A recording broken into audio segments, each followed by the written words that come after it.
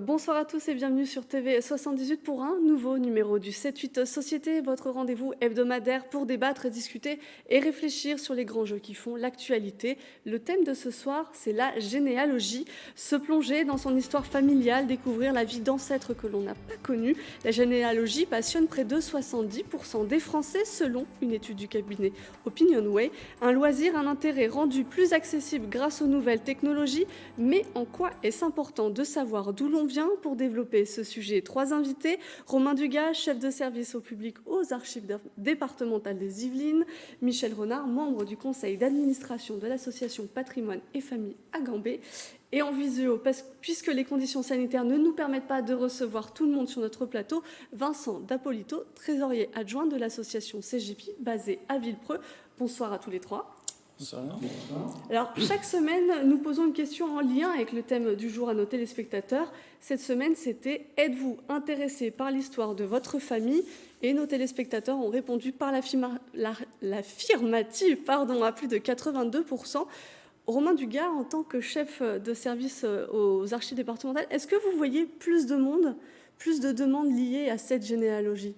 Alors c'est vrai que la généalogie est quelque chose qui passionne, qui attire. Et je dirais qu'il y a deux niveaux. On a des gens qui sont intéressés par la généalogie à titre de loisir, qui vont remonter leur arbre familial. Et puis la généalogie, on l'oublie parfois, mais sert aussi à un besoin administratif, puisque nous avons des généalogistes professionnels qui sont mandatés notamment par des avocats, dans le cadre, des avocats ou des notaires dans le cadre de succession. Donc la généalogie a des intérêts multiples. Et c'est vrai qu'on constate que même si traditionnellement c'est une activité qui va intéresser plutôt un public qui a le temps de s'y adonner, donc plutôt un public retraité, il y a néanmoins une participation de plus en plus vaste, de plus en plus large, un âge qui s'abaisse pour participer à cette activité de loisir. Et je pense que notamment la mise en ligne, le fait qu'on trouve de plus en plus de ressources numériques contribue à cet engouement et à cette démocratisation, je dirais, de la recherche généalogique. Vous parliez de la moyenne d'âge. Il faut savoir qu'en 20 ans, elle est passée de 70 à 48 ans. Mais comment est-ce qu'on peut expliquer cette volonté, cette envie de se plonger dans la généalogie? Alors, je n'ai pas forcément tous les facteurs d'explication sociologique à cette participation. Néanmoins, on peut imaginer que le fait que, surtout en région parisienne où nous nous trouvons, il y a peu de gens qui sont natifs de Paris ou de la région parisienne. Il y a peut-être une recherche de ces racines, il y a peut-être un besoin de retrouver un petit peu ce qui fait sens par rapport à une histoire familiale. Et puis, je pense très sincèrement que, effectivement, la facilité d'accès, comme je le disais, de par les acteurs privés aussi, il faut le dire, qui contribuent à alimenter par à la fois des outils et puis des ressources facilitant la recherche, contribue à ce qu'il y ait de plus en plus d'engouement autour de cette activité. Michel Renard, c'est un engouement que vous ressentez dans votre association? Est-ce qu'on vient vous demander plus d'aide? Oui, ça commence. Et puis, c'est vrai qu'on est à la disposition des gens pour faire des recherches sur leurs ancêtres. Surtout nous, dans le cadre de notre petit village, on se rend compte que on est tous plus ou moins cousins. Hein. Peut-être qu'un de ces jours, on pourra faire une sorte de cousinade, pas au sens où on l'entend en temps ordinaire, mais on a quand même là à peu près, j'ai beaucoup travaillé là-dessus. On est à peu près, on est une quinzaine, une vingtaine à descendre d'environ 280 familles dans le secteur. Donc c'est vrai que c'est très intéressant de faire ce genre de recherche.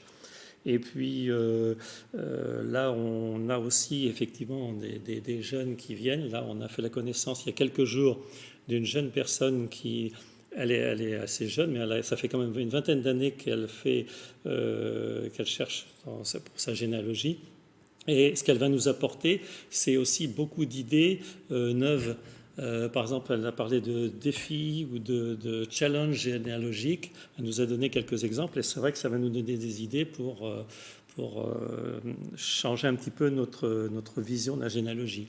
Vincent Dapolito, chez vous, quand des personnes viennent voir des membres de vos associations, quelles sont les demandes principales? Est-ce que c'est de l'aide pour les recherches? Est-ce que c'est de chercher à leur place? Parce qu'on le disait, c'est aussi un loisir, un passe-temps chronophage.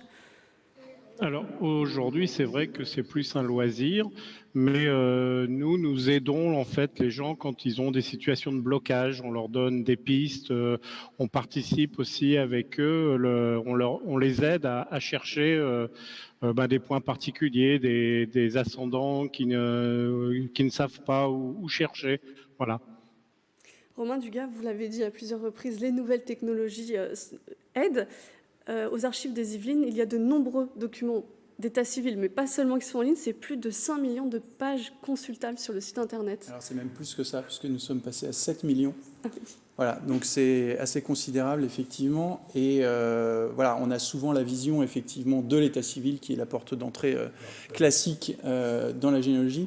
Mais il faut vraiment insister sur le fait qu'au-delà d'un alignement de noms dans un arbre, on peut vraiment étoffer la vie d'un individu, et de multiples documents le permettent. Donc actuellement, sur notre site, on trouve bien sûr l'état civil, les registres paroissiaux pour l'ancêtre de l'état civil, les recensements de population, les registres matricules, qui sont un peu, je dirais, le triptyque classique d'accès aux données généalogiques, et puis des choses un peu moins connues, un peu plus compliquées d'accès aussi. On peut entrer dans la généalogie par le biais aussi d'une recherche sur l'histoire de sa maison, puisque le cadastre permet, par exemple, au travers l'histoire d'une propriété, de retrouver aussi les ancêtres et leurs possessions. Il y a l'enregistrement aussi qui a été mis récemment en ligne. Alors l'enregistrement, c'est un peu technique, c'est le fruit de bureau de l'administration fiscale qui visait à enregistrer, comme son nom l'indique, donc à retranscrire dans un registre, les actes juridiques, que ce soit sous seing privé, que ce soit des actes notariés. Et grâce à ça, c'est vrai qu'on retrouve notamment les fiches d'essai qui sont envoyées à l'administration fiscale, et ensuite, dans le cadre d'une succession, les biens qui ont pu être enregistrés. Donc il y a vraiment plusieurs portes d'entrée. Et c'est vrai que la mise en ligne de ces documents permet d'élargir le champ des recherches. Alors après, c'est vrai qu'il y a besoin parfois d'une médiation, et c'est pour ça que les cercles généalogiques ou les sociétés d'entraide permettent aussi de comprendre un peu et d'accéder à ce type de documents.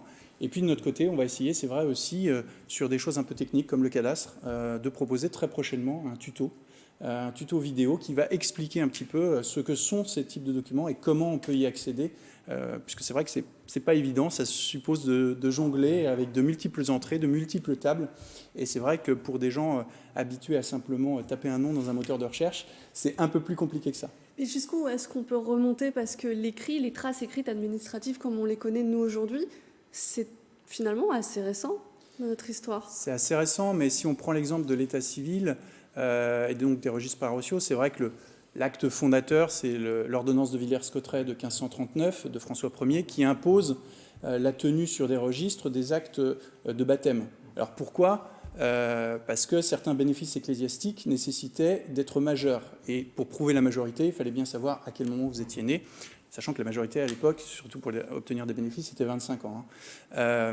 Donc c'est vraiment ce qui a fondé un petit peu l'ancêtre de l'état civil. Après, plusieurs textes sont venus étoffer un peu l'arsenal juridique, et notamment l'ordonnance de 1667 sur la réforme un peu judiciaire entreprise par Louis XIV, qui a permis justement l'établissement en 2 exemplaires de ces registres paroissiaux, un exemplaire étant conservé par le curé dans le cadre de la paroisse, le second étant envoyé au greffe du bailliage.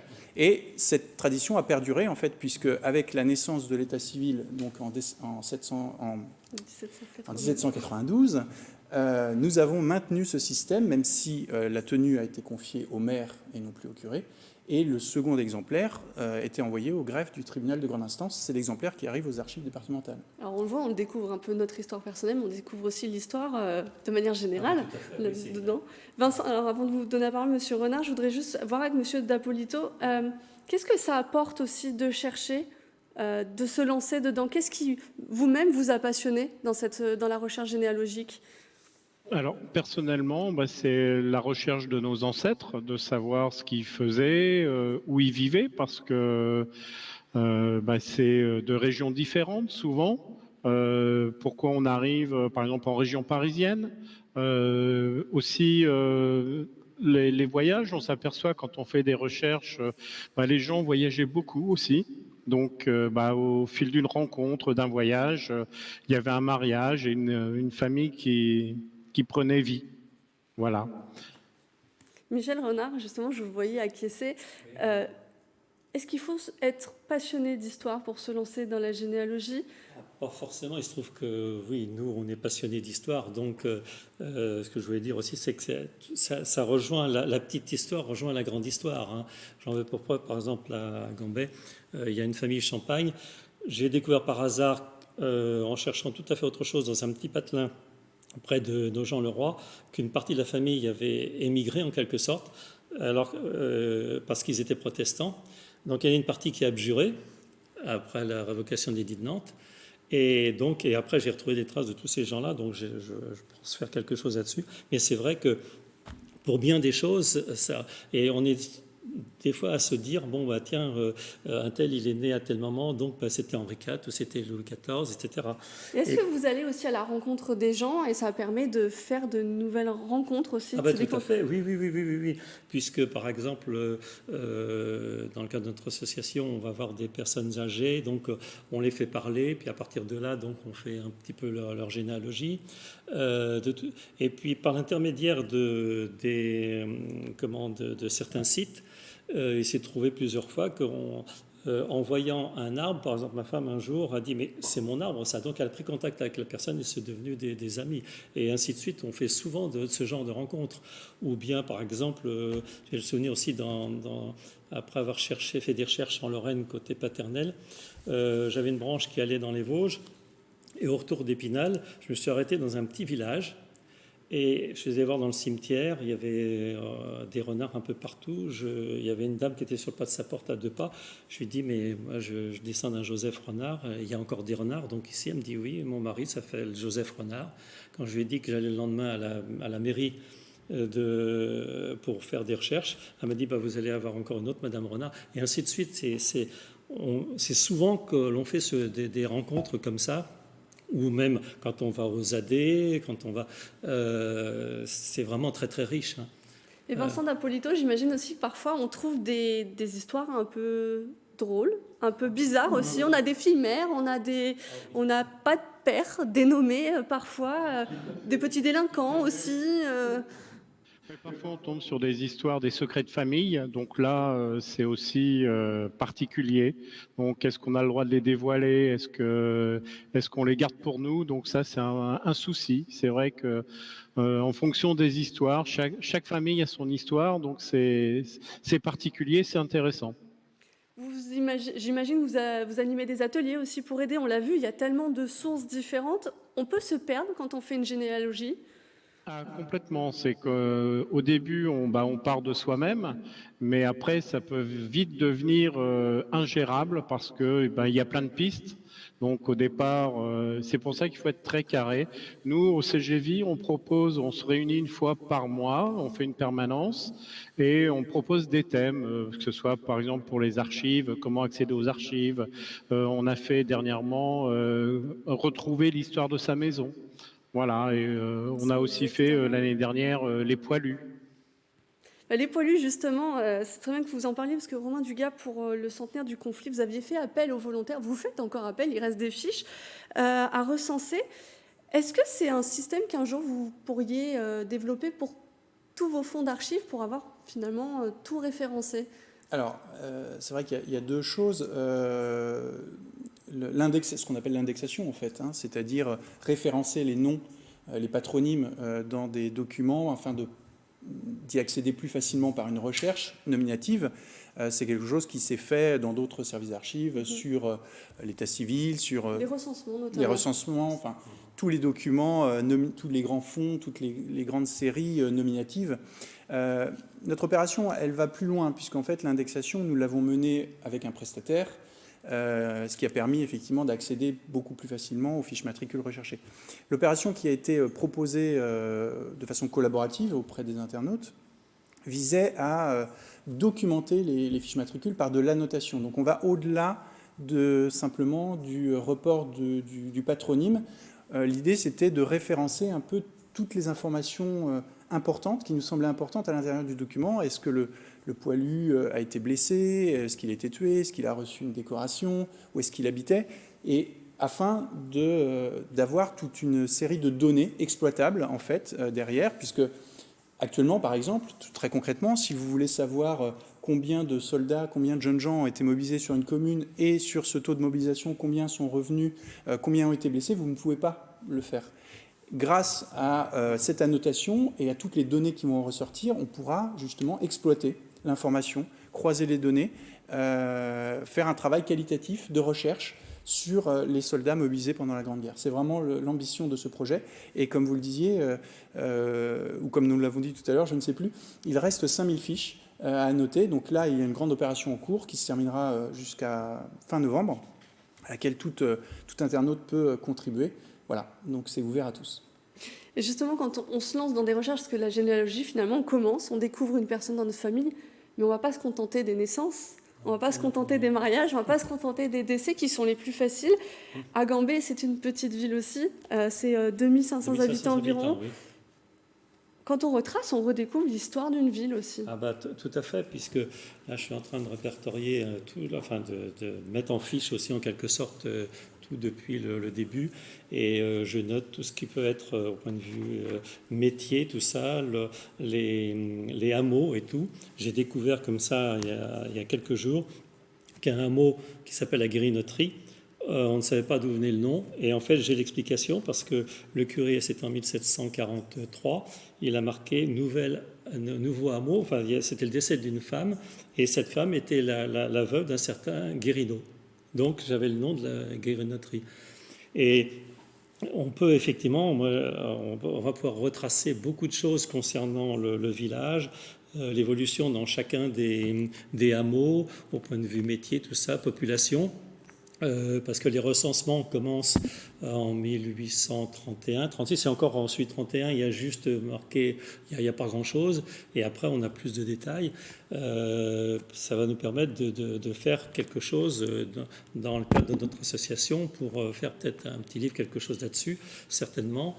Et c'est passionnant. Et c'est vrai que c'est pas seulement c'est pas aligner simplement des noms, des dates, mais on retrouve, je vous dis, au point de vue des métiers. Et puis après, si on a la possibilité d'avoir des actes comme les inventaires après décès, tout ça, on a tout le détail de tout ce qu'ils possédaient. Donc au point de vue des outils, au point de vue de leur cheptel aussi, on va avoir une vache sous poil roux, etc.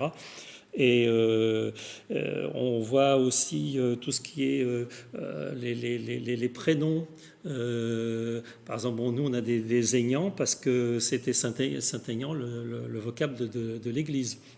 On a aussi, quelquefois, les remarques que font les curés en fin d'année. S'il y a eu des sécheresses, des famines, par exemple si le tonnerre est tombé sur le clocher, que ça a cassé à moitié le clocher. Donc il y a plein de choses comme ça qu'on peut retrouver. Et ça, c'est quand on est plongé là-dedans, il ne faut pas mettre le doigt parce que tout le reste y passe. Moi, ça fait 40 ans.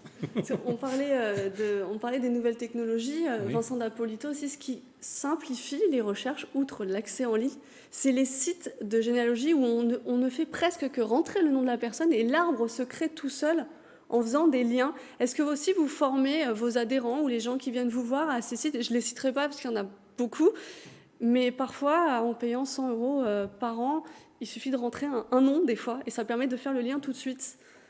Alors effectivement, ces sites, bon, aujourd'hui, il y en a peu qui sont importants, mais faut pas croire que quand on tape un nom, on va avoir notre généalogie qui va sortir tout de suite. Alors non, C'est pas vrai. C'est qu'une fois qu'on a trouvé la fiche de la personne, il suffit de rentrer les noms des liens et ça fait tout de suite l'arbre tout seul. On n'a plus les petits papiers comme on pouvait avoir à une époque où on copiait. Est-ce que ça rend les choses plus faciles ? Ça rend les choses plus faciles, effectivement, mais moi, je sais que personnellement, je préfère imprimer parce que on peut le prendre sous le coude et puis aller dans la famille, compléter. Et, effectivement, l'informatique rend beaucoup de facilité, mais le papier est quand même mieux. Michel Renard, je vous ai vu réagir. Je suis tout à fait papier, sauf que bon, quand sur ces sites-là, il y en a, j'en pense à un en particulier. Il faut faire très attention parce qu'on va vous mettre tout un arbre et il y a des erreurs. Il faut absolument vérifier C'est impératif parce que, et on le voit bien, il y en a un qui va avoir fait une erreur, il y en a 10 qui vont l'avoir repris et qui apparaissent aussi sous le même nom. Alors c'est quand même très utile, je trouve, dans les cas où on ne sait pas du tout d'où sont les gens. Si par exemple c'est quelqu'un qui est venu s'installer à Gambais alors qu'il était dans les fins fonds de l'Auvergne ou de la Bretagne, c'est intéressant de retrouver cette personne si son nom n'est pas très courant. Parce qu'un Martin ou un Duron, ça va être très difficile. Mais pour un prénom, pour un nom un petit peu plus rare, là, on a des chances, ça vous met sur la piste. Et après, on peut aller rechercher directement dans les registres correspondants, dans les archives départementales correspondantes, aller rechercher, voir effectivement si les traces de cette personne. Romain Dugas, je vous voyais réagir aussi un petit peu avant. Oui, et après, c'est sûr que c'est quelque chose qui peut... Alors, il y a deux choses quand on parle des acteurs privés du secteur. C'est vrai qu'ils proposent souvent une aide à la conception d'arbres généalogiques, d'entraide, de partage. Et puis, certains aussi se sont fait une spécialité d'acquérir les fichiers numérisés par les services d'archives départementaux. Alors, je n'exprimerai pas d'avis là-dessus. Simplement, ils proposent, c'est vrai, une plus-value, puisque souvent... ils indexent en fait et permettent de rechercher très facilement. Sachant que si une personne ne veut pas payer, elle peut toujours aller sur le site des archives départementales concernées pour faire librement la recherche. Donc de toute façon, il y a deux possibilités. Il y a une facilité pour quelqu'un qui ne voudrait pas du tout s'embêter, accéder facilement à la généalogie. Bon, après, moi je considère que rien ne vaut quand même la démarche de soi-même. C'est une enquête, on va chercher. C'est le plaisir, c'est ça, c'est le plaisir de l'enquête. Il y a un plaisir de recherche, on va enquêter déjà auprès de la famille de proximité et puis remonter la piste pour rechercher son arbre. Donc ça fait partie du plaisir, je pense, que tout généalogiste... Et puis c'est vrai que même si des fois j'ai eu le cas au bout de 20 ans d'avoir le plaisir de trouver quelque chose parce qu'on l'a cherché vraiment et pas en cherchant sur un site, c'est vraiment un plaisir extraordinaire. Et puis il y a une certaine sérendipité, je dirais, dans la recherche, c'est-à-dire qu'on va chercher quelque chose et trouver autre chose. Ah oui, voilà, exactement. Généralement, ça va aboutir à des recherches totalement imprévues et qui font tout le sel de ce type d'activité. Et souvent, quand on parle de généalogie, il y a un poncif, une anecdote célèbre. On dit que 9 Français sur 10 descendent de Charlemagne. À vous trois en plateau, pour ceux qui ont fait cette recherche généalogique, est-ce que vous avez réussi à le prouver pour vous-même? Est-ce que vous descendez vous-même de Charlemagne? Je veux dire, il y a un moment, effectivement, tous les... Oui, moi j'ai eu le cas, pour plusieurs personnes même de mon petit village, puis ma femme aussi, par l'intermédiaire même d'un pape. Ça peut être extraordinaire, mais par exemple Grégoire X, il a été marié avant de devenir pape, donc il a eu une descendance, on aboutit comme ça. Et c'est vrai que j'avais retrouvé moi un paysan relativement fortuné du côté d'Abondant dans l'Eure-et-Loire qui s'est marié avec une fille noble, une Dandrieux, et puis en remontant après, voilà. On arrive effectivement... Alors là, c'est aussi une autre source. Quand on aime l'histoire, on se retrouve avec... par exemple, je suis tombé sur l'empereur d'Allemagne, je suis en train de chercher son nom, Henri Ier Loiseleur, et après on va chercher, on fait des recherches là-dessus, on apprend qu'il s'est appelé comme ça parce que le jour où il a été élu, c'est parce qu'il était à la chasse avec son faucon sur le poing. Il y a des tas de choses comme ça qu'on apprend quand on rentre. Encore une fois, la grande histoire rejoint la petite. Mais bon, c'est pas au départ, je n'avais pas ça dans l'idée. Vous aussi, Monsieur D'Appolito, vous avez ce même engouement que Monsieur Renard, où quand on cherche, finalement, on ne s'arrête plus. On ne sait plus s'arrêter. C'est addictif, on va dire. C'est une fois qu'on met le nez dedans, moi ça fait 20 ans que j'en fais et voilà.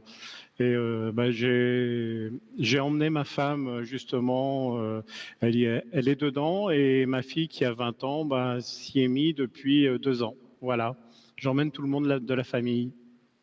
C'est donc un loisir à faire en famille et c'est sur ce mot qu'on va se quitter. Merci à tous les trois d'avoir accepté notre invitation.